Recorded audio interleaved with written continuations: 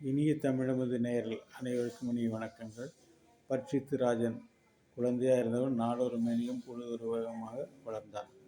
தருமருக்கு அந்த செய்த யுத்தங்கள், அதில் வீழ்ந்த வீரர்கள், இறந்தவர்கள் எல்லாம் நினைத்து அவர் மனதிலே அந்த ஒரு குற்ற உணர்வு இருந்து கொண்டே இருந்தது. அதை நீக்குவதற்காக அவர் அஸ்வமேத யாகம் செய்ய நினைத்தார்.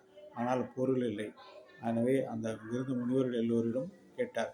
அவர்கள் சொன்னார்கள், அந்த சில மன்னர்கள் போர் புரிந்து இமயமலை இடத்திலே நிறைய செல்வங்கள் கிடைக்கின்றன, அதை எடுத்து வந்து செய்யுங்கள் என்று சொன்னார்கள்.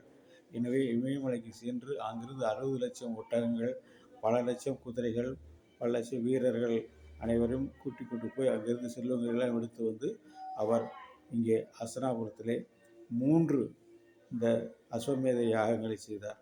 அதை செய்ததற்கு பின்னாலே தான் அவருக்கு மிகவும் மனசு ஒரு விதமான ஒரு துயரத்திலிருந்து வெளிவந்தார். அதன் பின்னர் கிருஷ்ணரும் அங்கிருந்து எல்லாரையும் நடத்தி கொடுத்ததுக்கு பின்னாலே அவரும் ஊர் திரும்பினார். இந்த அளவிலே இதுக்கு யுதிஷ்டிரர் செய்த, தர்மர் செய்த 3 அஸ்வமேத யாகங்களை பற்றி நாம் தெரிந்து கொள்வோம். நன்றி, வணக்கம்.